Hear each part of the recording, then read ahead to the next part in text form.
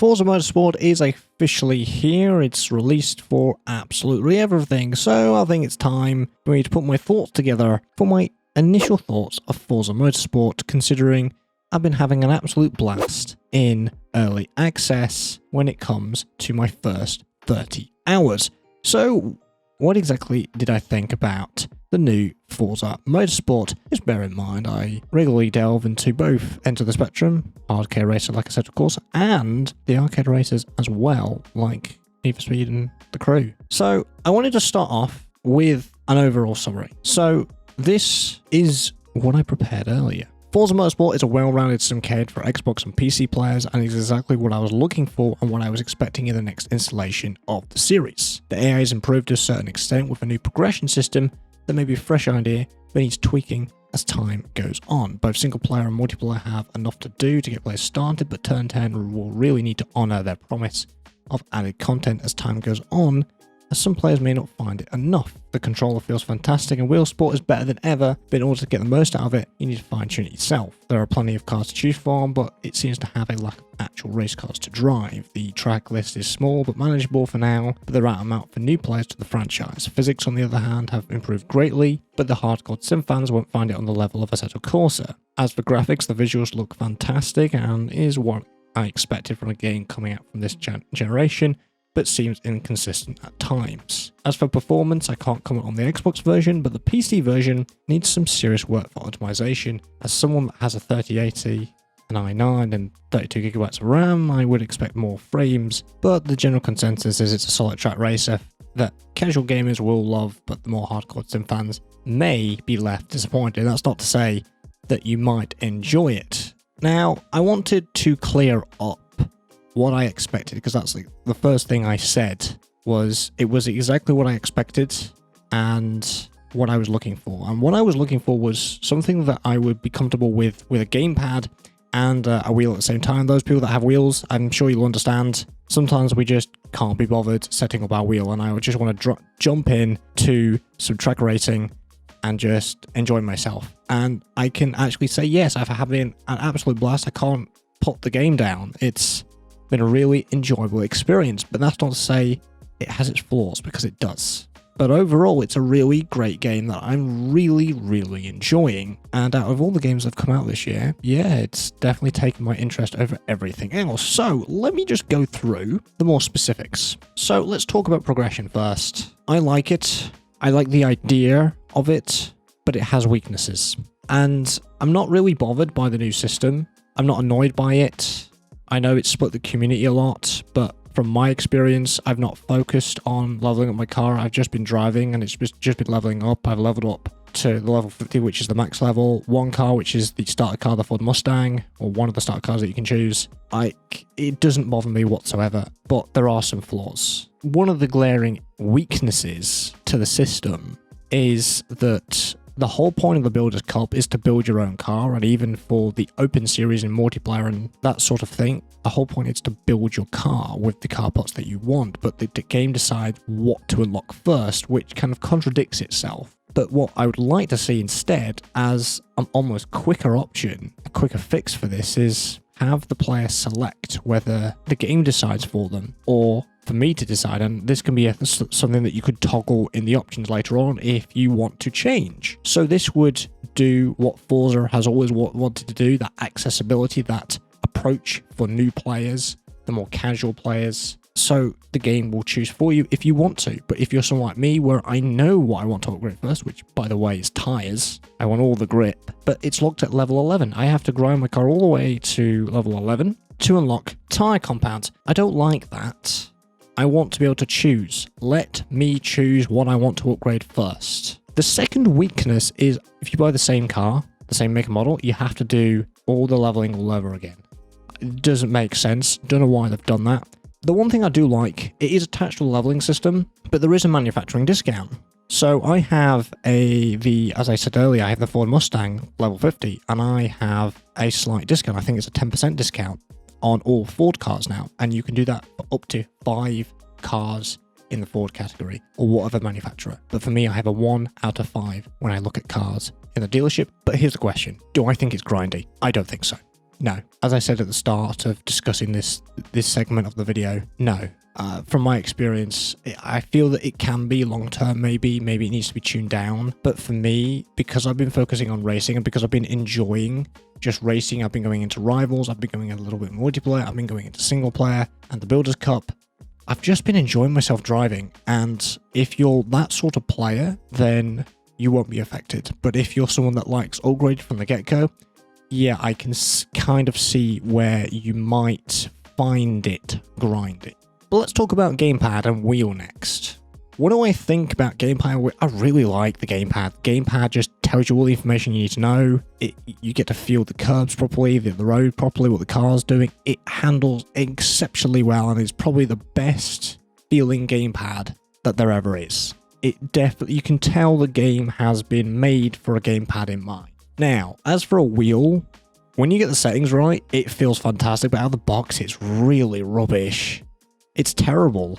It just doesn't feel right. It feels really dampened and really just kind of low, and there's dead zone in your steering, and why they added that, I don't know. But once you've got your settings right, it feels brilliant. Not hardcore simulator brilliant, but it feels really fun, really good to just drive. And I really like that. So single player. So in terms of its content, I think it's a good start. I think it's enough to start everybody off. I think the people that dedicate themselves to Forza a bit more might find it run out easily. But for me personally, because I've actually been in free play, just driving around tracks and being in Rivals majority of the time, actually, I've not really delved much into the Builders Cup right now.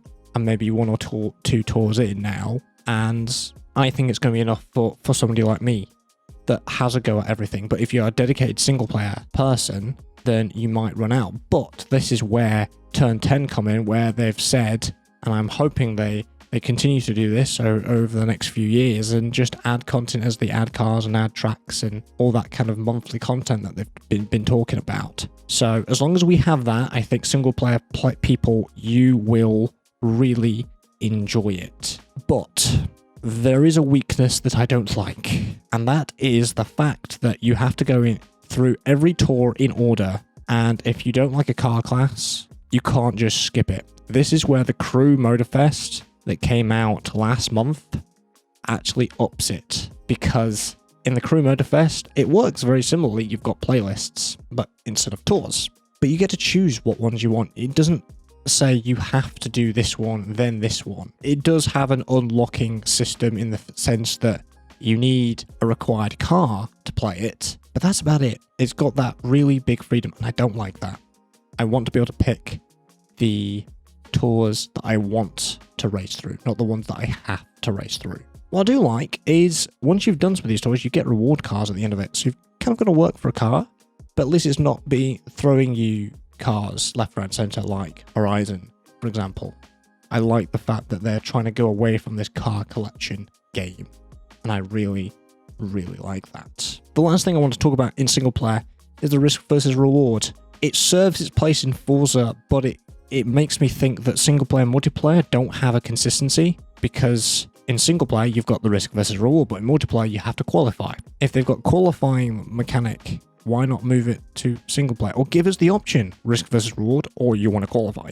I'd want to qualify so it's authentic to real world, because that's how it works. If you're the fastest on the grid, you should be first place. If you're slowest, you should be at the back. But I can see people enjoying this system and thinking, I can do a last to first challenge so much easier. But I would definitely just prefer qualifying, or even the option to have qualifying within the Builders Cup. Let's talk multiplayer. Over the years, I am more of a single player person. I don't really delve into multiplayer much. I know what multiplayer can be like, and I've delved into it in the more hardcore games a little bit, like in ACC. But I decided to have a go, and, well, I believe this is probably the best feature of Forza Motorsport. It takes notes from other racing games. I think you can kind of tell it kind of comes from the Gran Turismo system, and the skill-based and safety rating isn't really taken from that. It's from that's in a few sim racing titles like iRacing, and I think it's a really great addition and really refines and prevents the dirty drivers from ruining people that just want clean races, because then you'll just be with people that will just make honest mistakes. But this almost copying or taking inspiration from other games, it's not a bad thing, because I believe it's made it multiplayer more grounded, a bit more refined, and it just separates the dirty drivers from the clean ones. I mean, just some of these features, like the fact that there are scheduled races. Oh yeah, it tells you in your own time zone, okay, the race is going to start here, and you can sign up right now, and there's 20 minutes, so you can put in some practice on that track if you want to. But of course, during that practice time, you need to make sure you've got time to qualify those 3 laps. And I would prefer it if qualifying was completely by yourself, but I don't mind the fact that whoever else is doing qualifying at the same time as you is also present on the track, but you're ghosted with each other, so you won't actually collide if you catch up to somebody. As for the penalty system, it definitely works. I talked about earlier about people making mistakes and missing a braking point. That's exactly what I did in one of my introduction races. I'm ever so sorry. Stewards gave me a 4-second penalty. But, you know, it needs improvement, it needs tweaking, because there were instances where people were slamming into me and they weren't getting penalties, and I just think it needs more refinement. I think it's better than what it was, but it definitely has a little bit way to go in terms of the way that the penalty system works, but I don't think any game developer can get the penalty system completely 100% correct for every single incident.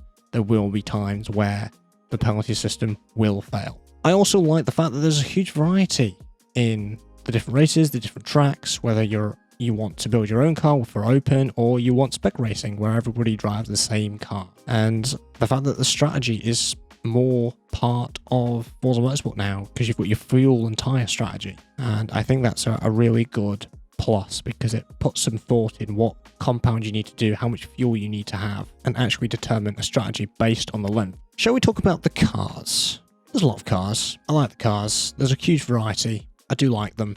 There's roughly 500, and to me, it's enough. I feel that there are too much of a 50-50 split between actual race cars and street cars. This is meant to be Forza Motorsport, and I feel that there should be more actual race cars in the game. And it feels like they're bringing a lot from Forza Horizon into Motorsport, and I want the less street-focused ones and more of the race cars. The more street-focused ones should be put into Horizon, and the race car variant of those should be put into Motorsport. That's not to say that we shouldn't have street cars in its entirety, because they are present in the likes of Assetto Corsa and AMS2. Another thing I'm not a fan of is putting cars in particular divisions that don't belong there. There's some cars in the GT categories that don't belong there at all. I think they put them in there because that type of car doesn't have a lot, and the fact that they put it in there because, oh, it's similar but not exact, so we'll put it in there because we're not going to make a new division for 3 or 4 cars. Now, although I like the variety of cars, the remodeled cars are a must. The reused, recycled assets, they should have just been binned or completely remodeled and not put in the game, because we've got new models versus old models, which look a bit different when it comes to the graphics and how they look, and you can kind of tell which are which. I just wish they were just remodeled instead of recycled. We would have had even less cars, but I would have preferred fresh, new models from the get-go. Starter cars. They're alright. Not what I personally want, but they're decent. You've got a choice of a Ford Mustang, a Subaru, or a Civic Type R. But honestly, I want the return of the retro hot hatches. I want to start off in an old Golf GTI or Ford Focus or a Mini Cooper, something like that. That sort of category to race in for your first one. We've talked about cars, let's talk about some tracks. 20 tracks at launch. It's a good start. I think more experienced players, it's probably not enough because you probably know them all by now. New players of the series, I think it's enough for the time being. They've confirmed Nordschleife coming in. We've got the Nürburgring, so we know they're in development. In fact, you can actually see the development of the Nordschleife in the Nürburgring track map at the moment. You can see it's starting to have some development elements in there, which I think is quite cool to see. And I do feel that They feel good, but I do feel that the fictional tracks that they've made themselves feel really refined and a little bit more polished than the laser scan tracks, but they're good quality, they're enough. But I do feel that there are differences where the tracks just feel a little off in comparison. For example, Spa, I don't know what it is, I can't put my finger on it, but it feels different driving around Spa in ACC versus Forza Motorsport. If we remove the element of physics and handling and the fact that one's a simcade and the other is a hardcore simulator, if we just look at the track itself, I feel that there's something not quite right with how it's been done, but I can't lay my finger on it. Graphics. Let's talk about graphics. I don't like talking about graphics because it's very subjective, but this is what I think. I think the graphics look fantastic. And as always with a racing game, they will always look best in the rain. That's just a given at this point. So if you have something in the rain, your game will look 10 times better than it should be. I say should be. You get what I'm saying, don't you? That being said, they may look great, but the graphics feel inconsistent. At one point, it feels a little bit dull, and next points, it looks really good. But it's not something that I judge the game on. It's a nice addition if the graphics look absolutely amazing. And that's all I have to say about graphics on that. Physics. Physics are really good. They're not Assetto Corsa level good, but you definitely feel what the car's doing better with the road surfaces, the curbs, the details. As I said with the controller earlier, yeah, it feels really good in that perspective. And it's a good middle ground between an arcade and a hardcore simulator in that perspective. What I do feel with some of the handling is there is a lot of understeer for some of these cars. A ridiculous amount of understeer on some of them. The race cars feel great, but they don't feel as grounded as they should do. I feel that they should be way more grounded than they should be, and they tend to slide a little bit more, but the race cars definitely should be more grounded. Curbs feel good as well, going over them. They're definitely very satisfying as well. As for artificial intelligence, the AI, it's definitely faster. I know they've used machine learning and they're not using cheats, but they're quite inconsistent. Like the mid-pack to the back seems to be very slow and you seem to overtake them quite a lot, but the top 4 seem to be the quickest. Now, if you think about it, that's realistic because the top 4 are going to be faster than the back. I can overtake right from the back of the grid to 5th place very easily, and then it's more of a challenge. I want to have battles with the AI a lot more. So if we can tighten that, that would be great. But in packs, they seem to be very slow, and on their own, they seem to be quite quick. And they have no awareness. You know, I was in practice in the Builders Cup. I went past the pit exit, another car was coming out, and it just collided with me. It didn't give me space. The AI in general doesn't give you space. It doesn't recognize that you're there. I think they need crew chief and a spotter. That's what the AI needs. They need to actually recognize that you are there and they won't cut you off in the way that they are. Finally, my additional thoughts. These are elements that I feel that haven't gone into any specific category and are elements for on their own. So the first thing is menus are clean, but some elements are hidden in other submenus that you wouldn't know that they will come under. For those people that are complaining about the fact that you can't skip practice, you absolutely can. It's just in the exit menu. I don't know why it's in the exit menu. It should be just in the main menu. I don't know why that user experience is terrible. But other than that, from a graphic design point of view, as a graphic designer, the menus look really clean and minimalistic, and I will always like that. But the user experience, it needs improvement. Photo mode, it's very bare bone. It needs a revamp. It feels like they've just ported over from another Forza Motorsport and not done anything with it. Particularly if you compare it with the revamp for Forza Horizon 5's photo mode. It's very lacking. There needs to be more options, definitely. I think the skip lap feature is brilliant, so if you screw up, you can basically reset yourself for a rolling start for a fresh lap, which is applicable in Rivals, it's applicable in multiplayer, and is applicable in single player, which is great. I love Rivals. I haven't delved into Rivals much in the past, but for leveling cars and learning tracks, for those people that want to learn, it's a great way to do it. And at the same time, you're beating other people. So I've spent a lot of time at the start of the game. The first few hours were in Rivals and in free play in the test drive element where you can just basically just practice on whatever track you want. It's great. PC performance. It's terrible, honestly. I'm on a 3080 and i9, 32 gigs of RAM, and I'm not getting the frames that I get in other games. I know I'm fortunate to get the specs that I do have, and I appreciate that. And I appreciate that this is primarily an Xbox game, but if they're going to support PC, they need to support it properly, and they need to actually test what's good and what it is, because early access, we haven't had a patch, we haven't had an NVIDIA driver, and I'm guessing they're leaving it to launch day today. There's been an NVIDIA driver update, but I haven't tested Forza Motorsport yet at the time of this recording, but it definitely needs improving when it comes to the frames and optimizations. And I'm not alone in this. There's other people with similar specs or even better specs and newer components, and they're having equally as bad time as I am. Tune discovery has gone backwards. There's no share codes. Where are the share codes, Turn 10? I know there's different studios, Playground Games and Turn 10, but they work on the same franchise. Surely there should be some crossover for features like photo mode and tunes. And I think it's the same with liveries. You've got to do the manual trying to search for them now. We need share codes in Forza Motorsport. What I do think is brilliant is the segment score. Every time you go round a segment, you get a score. Is it out of 10? Is it a 1? Means it's terrible. A 10? You've nailed it. And I think that's great for people learning tracks, because it means, oh, I've done this slightly wrong. Maybe I'll approach this corner next time around differently. And skip lap kind of integrates with this. If you make a mistake and you're like, well, it's right at the start of the lap, let me skip lap and I'll do it again. See if I get this score by approaching that better. I think for learning tracks, it's a great feature. And finally, I didn't have a section for itself, but sound. Sound definitely feels immersive. It feels on point. Particularly with each camera view, it definitely sounds different how it would do in real life, but I do feel that some of the car sounds, the car engine sounds, might not be faithful to how they sound in real life. That's just something I've noticed, but regardless, they all sound absolutely brilliant.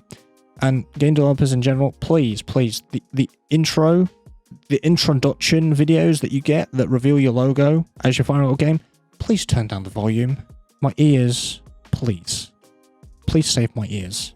And that is my initial thoughts for Forza Motorsport. Thank you very much for watching. What do you think about the new Forza Motorsport? Do you agree with me? Do you disagree? You have every right to disagree with everything I've said. This is what I think from my experience, and I'm really enjoying it.